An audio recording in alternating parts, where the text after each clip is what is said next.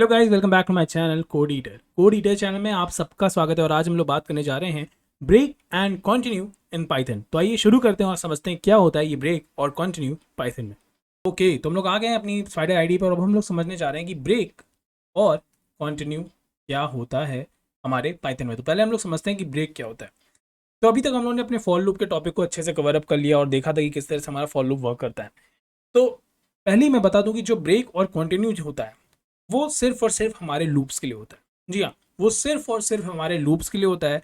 वो किसी और चीज़ के लिए हम लोग नहीं यूज़ करते। मतलब जब भी हम लूप्स लिखेंगे तो उसी के अंदर हम लोग ब्रेक या कंटिन्यू का यूज़ कर सकते हैं। और कहीं पे भी आप ब्रेक और कंटिन्यू का यूज़ नहीं कर सकते, वो आपको एरर देगा। ठीक है, तो ये मैंने शुरू में इसलिए बता दिया है ताकि कोई कन्फ्यूजन न रहे। और अब हम लोग समझते हैं कि ब्रेक और कंटिन्यू हम लोग किस तरह से फॉर लूप या फिर वाइल लूप में यूज़ करते हैं। तो अगर अभी हम लोग बात करें ब्रेक की फॉर लूप के अंदर, तो क्या यूज़ है ब्रेक का। अभी जैसे अगर मैं इसको रन कराता हूँ तो आप देखिए क्या आउटपुट आ रहा है, 10 20 30, है ना। तो मेरे पास जो भी आइटम थे इस लिस्ट में एक तरह से वो क्या हो रहे हैं, प्रिंट होके आ रहे हैं। ठीक, अब मुझे यहाँ पे ब्रेक लगाना है। ब्रेक का मतलब क्या है कि लेट्स से मैं चाहता हूँ कि जब आइटम की वैल्यू 20 होना तब ये लूप से हम ब्रेक हो जाए। मतलब अभी समझ में आ जाएगा। मैंने लिखा इफ़, और ध्यान दीजिएगा मैं इफ़ देखिए अपने फॉर लूप के अंदर ही लिख रहा हूँ, है ना, मैंने बाहर नहीं लिखा है। तो if items is equal to 20, ठीक है। अगर आइटम की वैल्यू 20 होती है तो मैं क्या कह रहा हूँ, ब्रेक कह रहा हूँ। अभी सा मतलब समझ में आ जाएगा क्या होगा। ठीक है, मैंने ये लिखा। अब बेसिकली होगा क्या इसमें।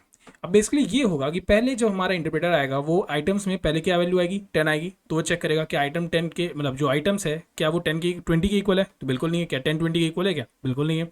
तो ये चीज़ फिर हमारी नहीं चलेगी तब, क्योंकि ये स्टेटमेंट फॉल्स हो गया। तो इसी वजह से हम लोग इसके अंदर इंटर नहीं करें। अच्छा, मैंने यहाँ पे ब्रैकेट लगाए, आप चाहे तो हटा भी सकते हैं।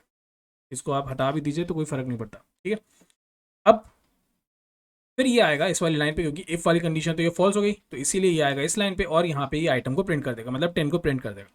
मगर जब ये बात आएगी 20 पे, क्योंकि अब जो आइटम में नेक्स्ट वैल्यू कौन सी आने वाली है, 20, राइट। अब वो आएगा, कहेगा क्या आइटम की वैल्यू 20 है, बिल्कुल है। आइटम्स के अंदर जो वैल्यू है वो क्या है, 20 है।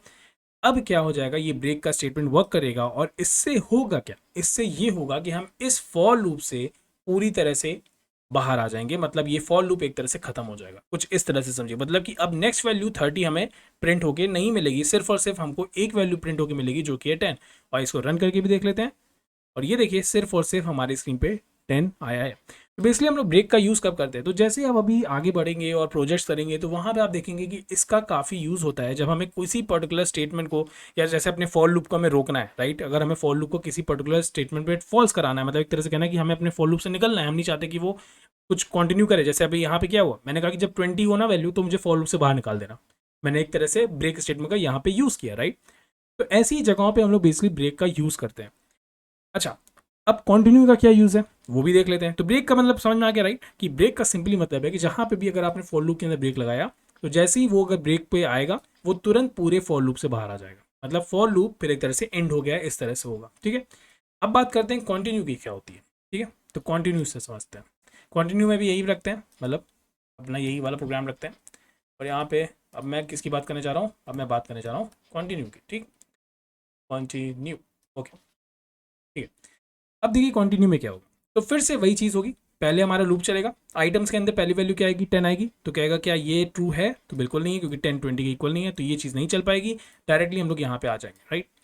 अब फिर उसके बाद आइटम्स के अंदर क्या आएगा, 20 आएगा। तो क्या 20 20 के इक्वल है, बिल्कुल है। तो ये वाला स्टेटमेंट चल जाएगा। और जैसे ही कंटिन्यू पे हमारी ये लाइन आएगी, मतलब हमारा इंटरप्रेटर आएगा, होगा क्या, कंटिन्यू क्या करता है, कंटिन्यू कहता है कि अब जो इसके बाद वाले जितने भी स्टेटमेंट ना उसको रन मत करो। मतलब कि जैसे ही आप कंटिन्यू देखिए, बस इस तरह से समझ लीजिए कि कंटिन्यू दिख गया, मतलब कि डायरेक्टली आपको फॉर लूप के स्टार्टिंग पे आ जाना है। इस तरह से आप समझ लीजिए, मतलब कि अब क्या होगा कि कंटिन्यू जैसे ही हमारा इंटरप्रेटर देखेगा हम तुरंत कहाँ पे आ जाएंगे, फॉर लूप की स्टार्टिंग में आ जाएंगे। और अब आइटम्स के अंदर कौन सी वैल्यू आएगी, 30 आएगी। 30 क्या फिर से अब ये लूप वैसे ही चलेगा, तो वो आएगा कहेगा 30 क्या 20 के इक्वल है, बिल्कुल नहीं है। तो फिर वो क्या कर देगा, प्रिंट 30 प्रिंट कर देगा। इसको अभी रन करेंगे तो अभी अच्छे से समझ में आ जाएगी ये चीज़। ये देखिए 10 और 30 दोनों प्रिंट हो गया। तो ब्रेक और कंटिन्यू में डिफरेंस समझ में आया। ब्रेक से क्या हो रहा था, ब्रेक जब मैंने यहाँ पे लगाया था तो हम पूरे पूरे लूप से ही बाहर आ जाते थे। कंटिन्यू क्या कह रहा है, कंटिन्यू कह रहा है कि भाई जैसे ही कंटिन्यू देखो, इंटरप्रेटर तुम जैसे ही कंटिन्यू देखो, नेक्स्ट जो भी लाइंस लिखी हैं उसको एग्जीक्यूट मत करना, डायरेक्टली लूप की स्टार्टिंग पे आ जाओ। फिर से लूप को एक तरह से शुरू कर दो इन द सेंस, मतलब जहां पे कंटिन्यू करना है, मतलब इस पर्टिकुलर आइटम के लिए कंटिन्यू हुआ करके नेक्स्ट आइटम के लिए एक तरह से कंटिन्यू कर दो। तो इस तरह से हमारे ये कंटिन्यू का वर्क होता है, इस तरह से हम कंटिन्यू का यूज़ करते हैं। तो ब्रेक, तो आप सबके लिए एक होमवर्क ये है कि जैसे मैंने फॉर लूप के अंदर ब्रेक और कंटिन्यू का यूज़ किया है, आप भी वाइल लूप के अंदर उसको यूज़ करके देखिए और मुझे बताइए कि आप उस पर वर्क कर पाए कि नहीं। अगर आप वर्क नहीं कर पाए तो डेफिनेटली मैं उस पर एक वीडियो बना दूंगा। अगर आपने वर्क कर लिया है तब भी मुझे कमेंट करके बताइए कि आपने कर लिया है।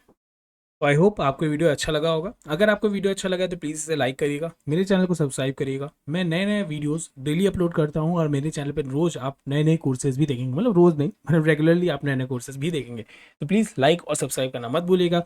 अगर आपके मन में कोई डाउट है तो आप मुझसे इंस्टाग्राम पे डायरेक्टली बात कर सकते हैं या फिर आप मुझे कमेंट भी कर सकते हैं यूट्यूब पे। मैं हर जगह पे एक्टिव हूँ, यूट्यूब और इंस्टाग्राम पे आप मुझे कहीं पे भी बात कर सकते हैं, मुझसे कोई भी क्वेश्चन पूछ सकते हैं।